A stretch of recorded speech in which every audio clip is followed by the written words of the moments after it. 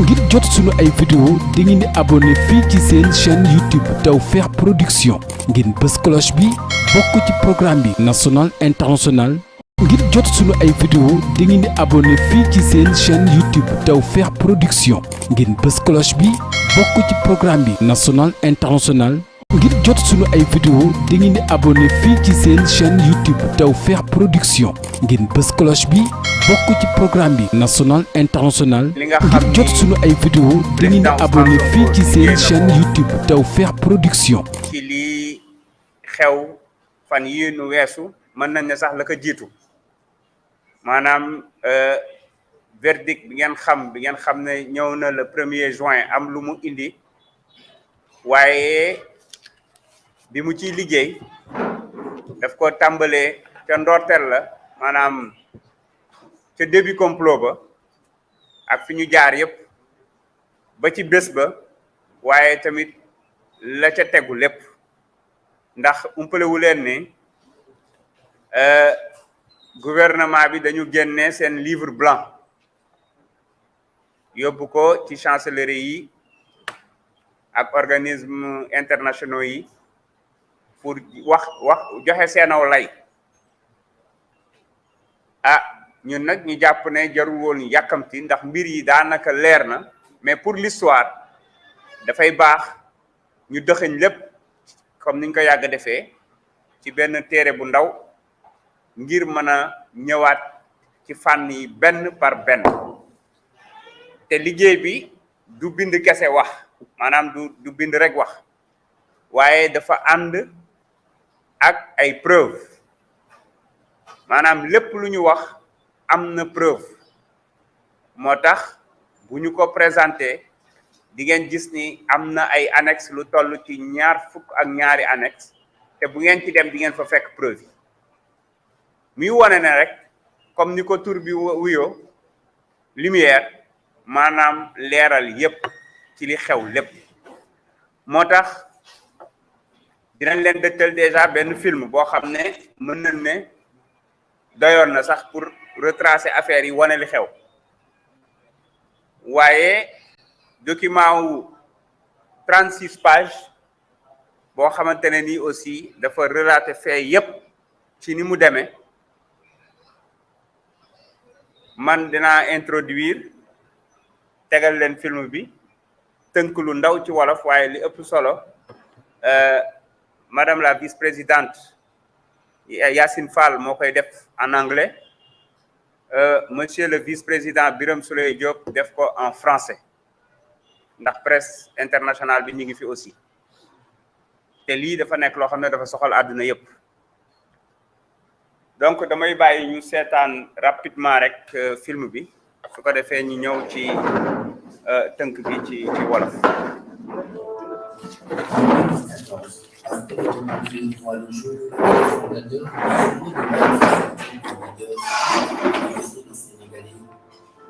À la tête du parti, sobriquet fonctionnaire. Ousmane Sonko se prononce sur l'effet des dérives publiques et prône plus de transparence dans la gestion des fonds publics et de l'argent des contribuables.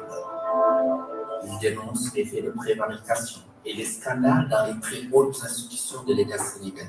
Cette position courageuse lui a valu d'être injustement radié de la fonction publique sénégalaise en 2016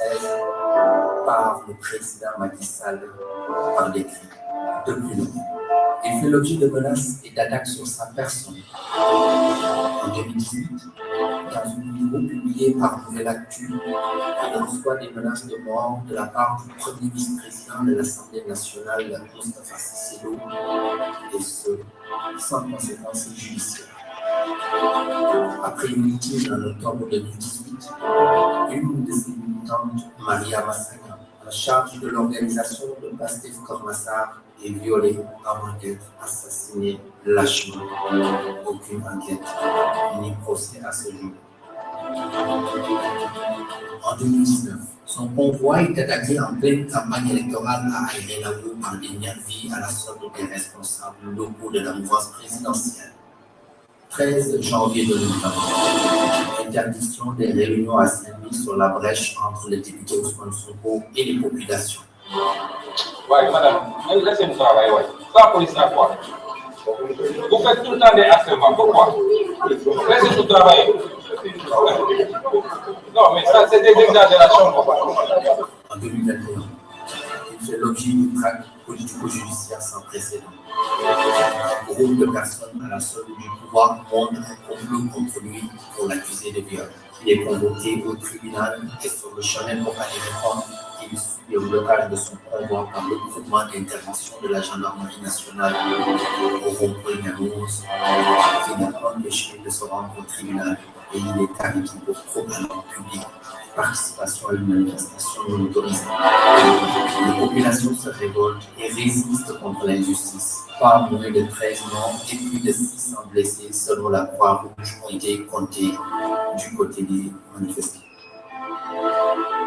Toujours en 2021, son convoi est attaqué dans le sud du pays par les hommes de Luka, un des lieutenants de Macky Sall. Bilan, 16 blessés du côté des nervis engagés par le pouvoir pour attenter à la vie d'Ousmane Sonko. Depuis mars 2021, tous ces droits sont bafoués dans les procédures judiciaires avec une surcharge des chefs d'accusation pour forcer une condamnation.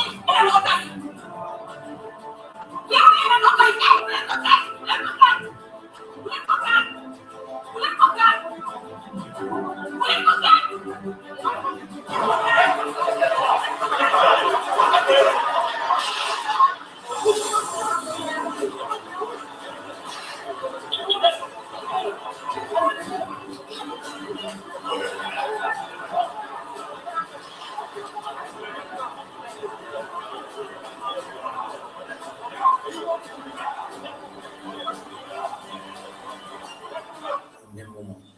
toutes les plaintes déposées par Ousmane Sonko sont restées sans suite. À ce jour, alors que celles contre lui sont diligentées avec une célérité inhabituelle, pour ne pas dire avec un excès de zèle remarquable du maître des poursuites. En juin 2022, sa maison est barricadée sans aucune base légale et il lui est interdit de se rendre à la mosquée pour la prière du vendredi. Je veux commander. Qu'est-ce que vous passez? Aussi, la liste des titulaires qui dirigent pour le compte de la coalition Yéwi Astami en vue des élections législatives est éliminée par le pouvoir. Les populations manifestent et dénoncent cette injustice. Puis, 3 jeunes sont tués. Ces assassinats demeurent sans suite à ce jour. Toujours en juin 2022, le 10 plus précisément, 11 membres de PASTEF sont arrêtés dans l'affaire dite des forces spéciales et sont accusés de terrorisme. Depuis octobre 2022, Ousmane Sonko fait l'objet d'un harcèlement lors de son numéro 12 et ce, partout où il se rend. Pour et Tivaouane entre autres. Ces harcèlements sont le fait de gendarmerie nationale instrumentalisée par le pouvoir qui a poursuivi systématiquement son convoi. De nombreuses prises d'otages sont notées par les partis fait l'objet d'une traque inouïe, des disparitions inexpliquées, les assassinats sont également notés contre les militants de PASTEF. En décembre 2022, Fadilou Keita, le coordonnateur du numéro 12, est arrêté pour un délit d'opinion. Le 2 octobre 2022, 17 militants de PASTEF sont arrivés sans motif. Le 4 octobre 2022, 9 autres sont arrêtés à Diourbel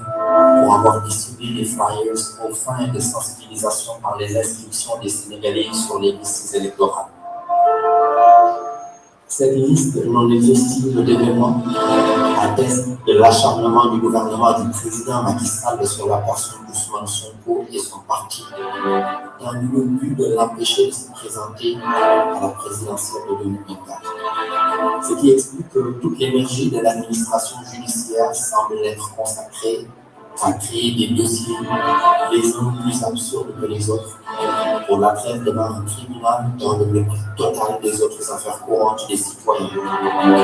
S'agissant des forces de défense et de sécurité déployées, il est inacceptable, voire inconcevable, que ces forces républicaines soient dévoyées de leur mission régalienne pour servir à intimider un adversaire politique au pouvoir en place. C'est dire le peu d'écart que la magistrat et son régime font des préoccupations du Sénégal. Tous ces agissements visant à faire taire Ousmane Sonko et à l'empêcher de s'exprimer constituent une atteinte grave à ses droits et violent manifestement le titre 2, article 8 de la Constitution du Sénégal, qui garantit à tous les citoyens les libertés individuelles fondamentales, les droits économiques et sociaux, ainsi que les droits collectifs. Au-delà de cet acharnement sur la personne d'Ousmane Sonko, l'État du Sénégal perturbe la liberté de circuler de tous les autres citoyens résidant dans le quartier dans lequel habite Ousmane Sonko qui fait le blocus de ce quartier. Le Sénégal viole ouvertement les instruments internationaux de protection des droits de l'homme dûment ratifiés tels que la Déclaration universelle des droits de l'homme de 1948 et la Charte africaine des droits de l'homme et du peuple.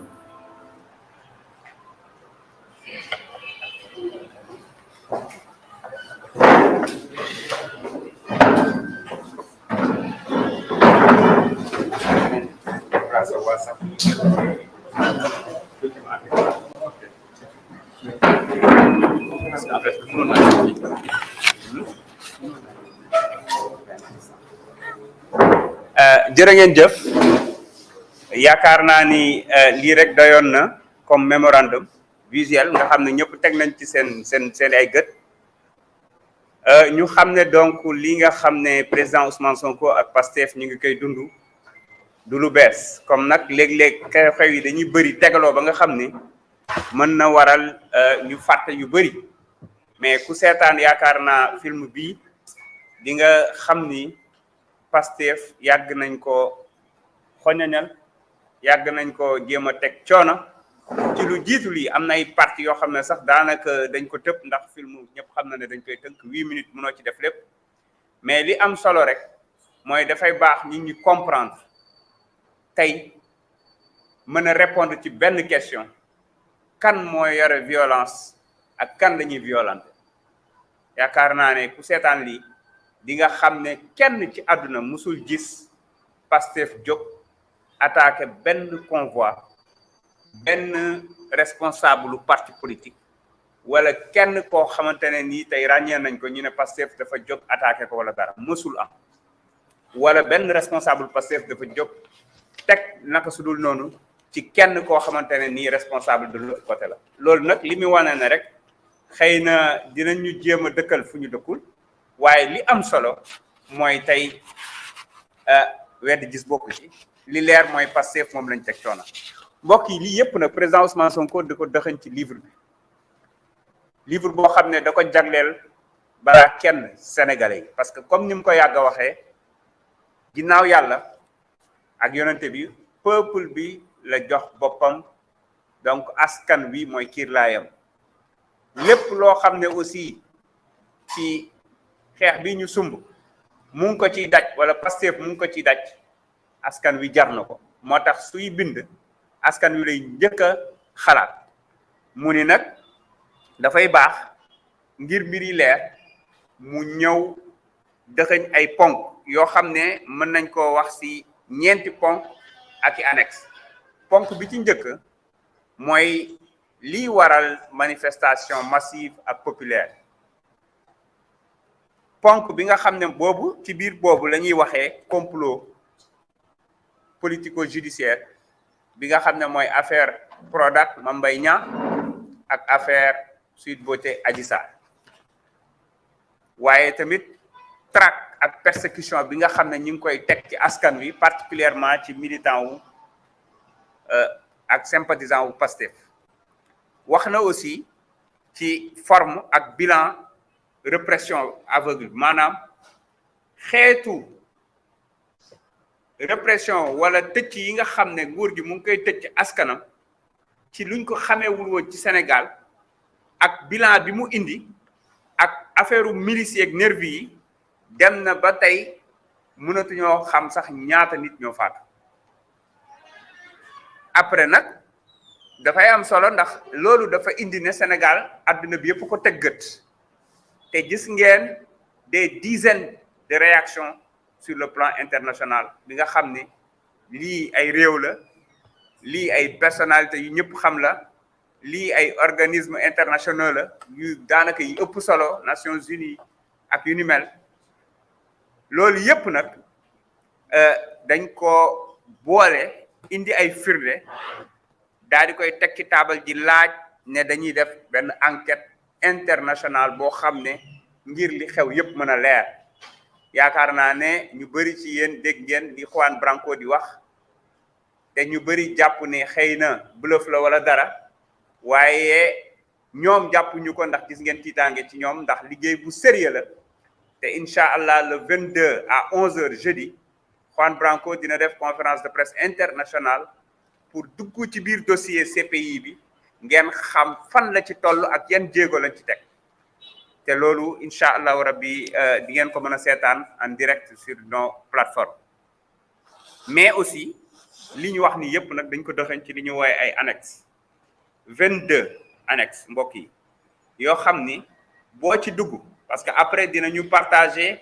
lien bi fi nga xam ne di nga ko mën a télécharger document bi 36 pages waaye di nga mën a cliquer à partir ci lien boobu dugg ci annexe yi di xool benn par benn nu mu la neexee lépp lu ñu wax ñu ne la boo demee ci annexe nangam di nga fa fekk preuve loolu nag mbokk yi moom lañ leen indiloon waaye dinañu projeté léegi nii li nga xam ne mooy document bi parcourir ko rapidement parce que après di ngeen ko am donc amuñu temps di ko bennal juste pour ngeen gis ko xam ni ñu ko liggéeyee ak ponk yi nga xam ne tënk nañ ko ci ak li nga xam ne laaj nañ ko su ko defee après ma bàyyi sama naataango yi ñoom ñu ñëw ci wàllum anglais bi ak français bi donc livre bi dañ ko tuddee man nga ko def version man nga play normalement version la nekk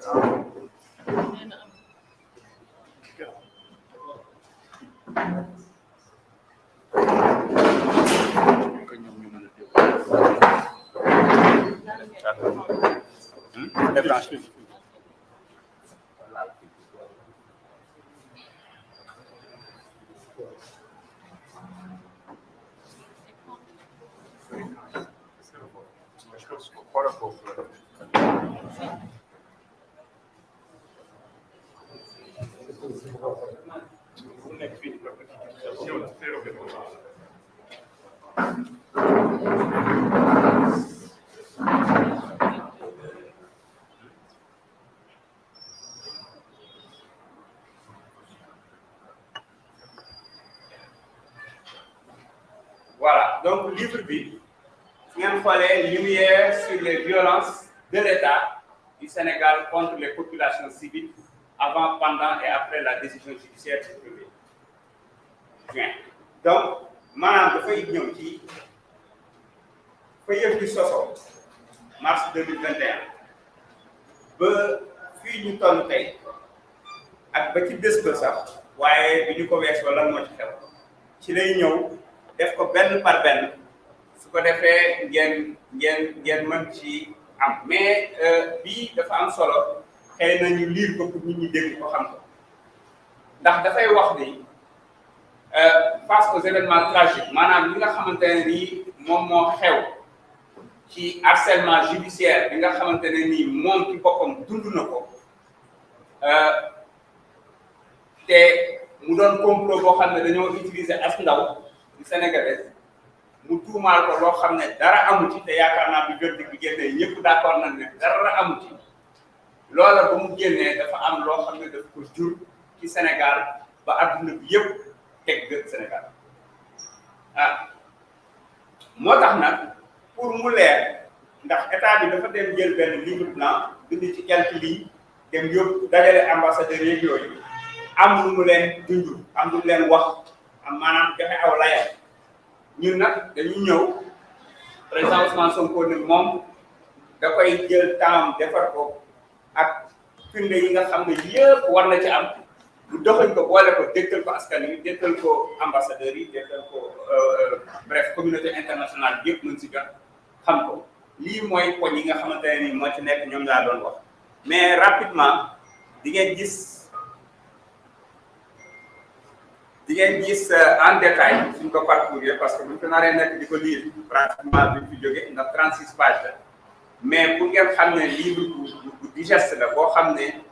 lépp lay raconté li xew ci diggante procureur yeeg li xew ci tribunal ba avocat yeeg ni ñu leen sonalee liñ ko tëjee bàyyiwul benn aspect ak exaction yi nga xam ne dund ko yëpp waaye beneen bi am solo mooy bi nga xam ne mbokk yi parti bi mu koy dund particulièrement ndax ñi ñuy ray ñëpp ay ndaw lañu yu gëm benn projet jóg taxaw di xeex projet boobu yoruñ dara lu dul xeex ñoom ñu yor seen i fetal di rey ba tey ñu naan ëpp na fanweeri nit ñuy profité ndax du doy di jaalewaat seen ay njaboot waaye di massaw ñëpp ñi nga xam ne jëlee nañ ci ay gaañu comme ñoom seen wax yëpp mooy ñi ci am ay yàqu-yàqu du loo xam ne ñun dañ koy tuutal waaye dañuy jàpp ne yàqu-yàqu ni mu toll mënul ëpp doole wala féete kaw benn bakkan bu faatu rawatina ñu naan ay lu mat fanweeri bakkan moo tax ñun dinañ wax jiital ci ñi nga xam ne ñoo faatu ñaanal leen massawu seen ay njaboot massawu ñi nga xam ne ñoom lañ ci gaañ ñi nga xam ne dañ leen jàpp tëj leen te tey ñu ëpp 665 prisonniers politiques tous pratiquement membres militants ou sympathisants de Pastef loolu mu nekk mbokk yi lu doy waar te di ngeen ci gis même ci parti bi daanaka ñi ñu xam ci ñi ñu gën a ràññee ci parti bi presque ñëpp am nañ dañoo yoon te fii su ngeen xoolee di ngeen ko gis ak ñoo xam ne sax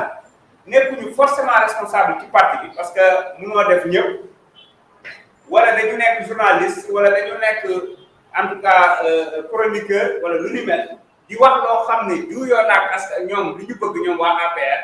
même ñooñu sax dañ leen a laaxaale ci yëf yi di jàpp di bàyyi comme ngeen ko gisee fii parce que parti boo jàppee secrétaire général jàpp vice président bi nii pour contrôle judiciaire jàpp chargé de communication bi mu ngi bracelet jàpp chargé de sécurité bi mu ngi bracelet jàpp secrétaire national organisation mi ngi contrôle judiciaire maire responsable Kër Massar nekk maire bi en même temps Fadilou Keita coordonnateur Nemmeeku Tour Serigne Assane Mbacké nga xam ne daf di rejoindre bi yàggul nekk Touba di def liggéey bu ci ay waxuma la nag soxna yii nga xam ne amul dara loo xam ne mën nañ ko teg seen bopp ndax kii ngeen gis di Abidjan daa yónnee juróomi junni xaw ma juróom-ñaari junni benn nit ñu ne ko da nga financé terrorisme parce que terrorisme yomb na ci réew mi tey ma nga ca prison ba ay weer ci koo xam ne musul xam lii loolu soxna si ñi wooyee fa la fleur ñëpp gis nañ ko.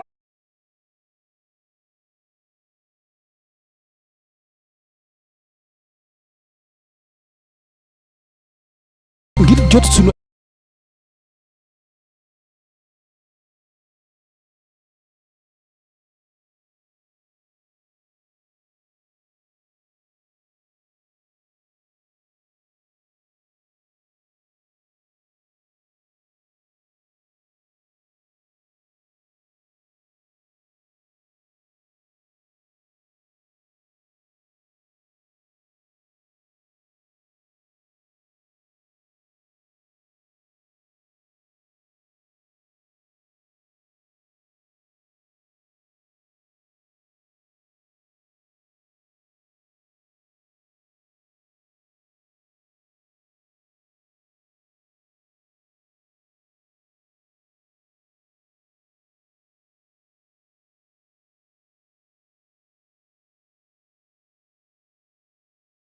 international ngir jot sunu ay vidéo da ngeen di abonné fii ci seen chaîne YouTube TAWFEKH ngeen gis ni mu ko détaillé wax ne du maintien de l'ordre au terrorisme d'État parce que terrorisme bi fi am ñoom ñoo nekk di ko def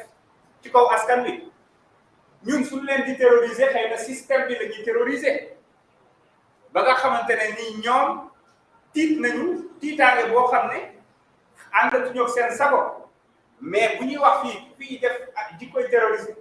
yor ay armes utiliser ay nervis di dóor ci sa kaw askan yaakaar naa ni xam nañu boor bi mu féete te lii da koo firnde donc lii quelques données la maanaam 30% yi nga xamante ne nii décès enregistrés donc 4 non identifiés plus de 80% des victimes sont tuées par balle am na sax ay certificats de genre de mort yoo xamante ne nii di ngeen ko gis ci firnde yi 157 blessés te dama leen koy wax Sénégal Pastef mars 2021 ba léegi lépp loo xam ne ci wàllum bokk naa ci wàllum fundraising ci wàllum jaay bracelet lépp lu mën a indil parti bi xaalis dañ ko delloo waat ci askan wi xam ngeen lu tax te loolu ku ci def gëstu bu ndaw bi wax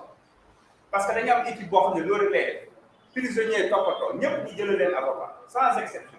avocats yi font le tour des régions les blessés ñu jël leen en charge opération ak lu ci mën di nekk lépp loo xam ne askan wi jox nañ ko delloowaat nañ ko parce que état nañ mu cee def dara mars 2021 ba léegi loolu donc day baax ñu xam ko te askan wi xam ne ñun xaalis bi nga xam ne ñoom ñu ngi koy dugal di ko participer nekkul loo xam ne pour ñun la waaye pour ñoom la moo tax saa yu ko soxlaa ñu delloowaat leen ko donc yaakaar naa loolu dafay am solo ngir nag bañ a guddal cas de torture yëpp ñëw na ci di ngeen gis benn dossier boo xam ne ay torture rek la koo xam ne xëy na yenn image yi mën na laa sonal boo ci duggee di nga ko gis ay image yu doy waar yoo xam ne mënoo gëm ne Sénégal la xewee donc mbokk yi dama koy daal di tënk foofu rek bàyyi soxna Yacine Fall mu ñëw ci version anglaise bi après Birame Souleye dina ñëw ci version française bi ensuite dina am yenn point yoo xam ne dina ko soulever lu mel ni lu jëm ci wàllu conférence de presse bi wàllu rassemblement bi war a am fële ca coopérative internationale waaye tamit rassemblement bi nga xam ne waa Yewwi Askan Wi war nañu ko organiser ak les différents points yi nga xam ne moom la ñuy exiger pour que Macky Sall def ko ngir réew mi mën a def ci jàmm bu fekkente ne réew mi bëgg na réew mi nekk ci jàmm donc ñu ngi leen di sant di leen gërëm jërë ngeen jëf.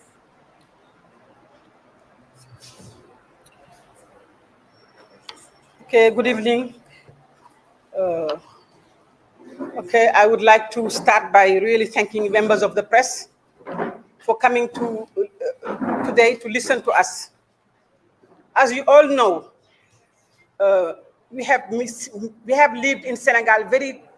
sad and difficult moment for the past weeks. The world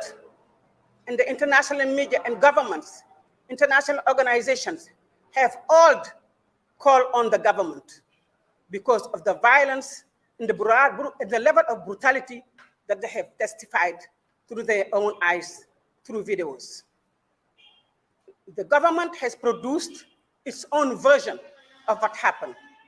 Of course, a very shady version, a very fake version, without any truth of what happened. Lots of contradiction, even mistakes in the way they were writing, because they were rushing. President Ousmane Sonko decided that he was going to put into paper, in his own words, how himself and his political party have been harassed, brutalized, and members of the party and Senegalese citizens killed. He wanted to explain why Senegal had to come to this. What happened in our country? For years, many people who are living now under 20 years old cannot recognize the country because this is like we are living in another country. So he wanted to really put on paper and video so that for the history and for the Senegalese people and the all international community can know that exactly what happened. And this was done through facts, evidence. Everything that has been put down in this document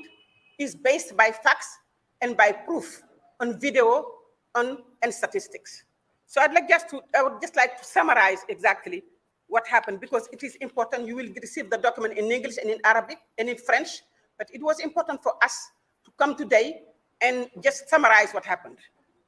We wanted to just go back to really what were the reasons for the Senegalese people to stand up as one person and resist this regime. Many people who came out were not members of our party. They were Senegalese citizens, young people who really were upset and angry against the level of injustices that is being put on an opponent. Now, this is not the first time that it is happening, that President Macky Sall is really making sure that his opponent is put in a situation of not being able to campaign and be a candidate. But this time around, it really went to a very high, a new level, because there was no ground for accusation. So he used the justice system, two things, to really ensure that he could use the justice system, weaponize it against his opponent. He also used one weapon that was that needs to be remembered, change the voting law so that any candidate should be a voter before it can be a candidate. And in that, if you're condemned by the smallest verdict, you cannot be running for, and that is really what happened in Senegal. So what we are saying is that first of all, during the election, legislative election, they made sure that they remove past candidacy, the candidates that were put down by, so the President Ousmane Sonko cannot be member of parliament. That was for them to open the door for now coming into all these cases. The case of Mr. Mambay Nya that you saw, that was spearheaded by the government, but that was really in a speed that we have never seen before. And the case of the lady Adji Sarr, who has accused him of rape and also accusation to kill her. And the verdict was clear. The verdict was crystal clear. There was no rape and there was no attempt to harm or to kill. Now, they come with another verdict that trying to prevent him from running for election. And this is why people came out. But what happened was, we saw the level of violence that the government has organized violence, that militia people, side by the gendarmerie and the police, shooting live bullet ammunition on Senegalese citizens, on youth, the level of torture that we have never seen before on people until just yesterday. We saw another case of torture. But also the repression on putting people in jail. And I just want to give the figures here. 30 people have been killed. 26 confirmed shot by gunshot killed, and 4 non-identified. So 30 people have been killed. More than 80% of those people killed were killed by gunshot wound. More than 80%. 157 people have been wounded. And among those wounded, 15 of them have been wounded by gunshot wound. So you see this level of violence in Senegal that is really, beyond barbaric, beyond anything we have ever seen of Senegal. So really, President Macky Sall has shown his face, his real face, his true face to the world. And this is why they are now running around faking stories. Because when the Minister of Foreign Affairs stand up and state that the High Commissioner for Human Rights, the UN High Commission for Human Rights has congratulated Senegal, it is not true. The High Commissioner of Human Rights does not congratulate a president who shoots his own people. The High Commissioner of Human Rights does not congratulate a government just shoot its own people. What the High Commissioner of Human Rights said that Senegal is good at providing its reports on time. Now the reports can be true or fake, because these reports, when they are presented, there is a civil society report to counter the report of the government. So all the High Commission of Human Rights said that Senegal is good at giving report. Now it's one thing to give a report, it's another thing to tell the truth. And many times what is being put in this report are not true. So I just wanted to mention that. And to end, I would like to really say that we are following the cases because we think that your international legal instruments that exist, not only the International Criminal Court, but there are many, many international jurisdictions that we will use. The Senegalese Human Rights Organization and the Senegalese people and PASTEF will use to demand justice. Beyond, of course, all we have done to help all the people that have been incarcerated, access to lawyers, to help people, to feed people who are in jail, to ensure that anyone wounded be treated and receive medical care, because the government has decided to not give medical care to people who have been wounded. The government went even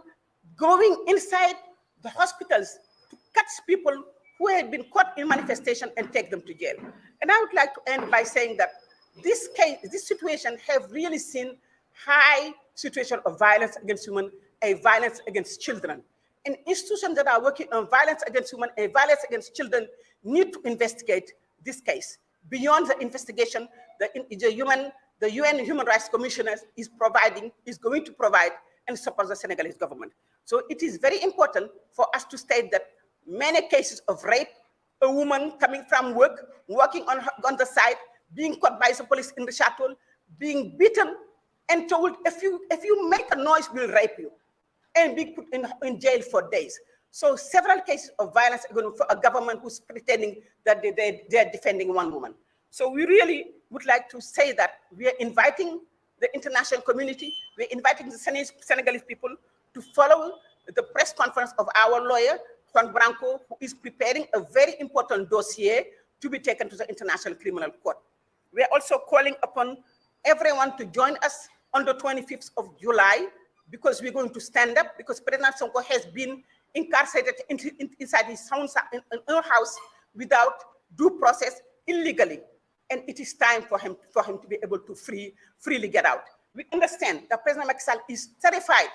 to see President Ousmane Sonko outside, standing up and be followed by the Senegalese. But he will have to see it. He will have to deal with it, because it is time for him to go. It is time to write his hand over note and leave. It is time for him to leave, because his time is over. So we'd like to just thank you again for coming, and thank you for listening. And I will pass on our Vice President, who is going to speak in French. Thank you very much for listening.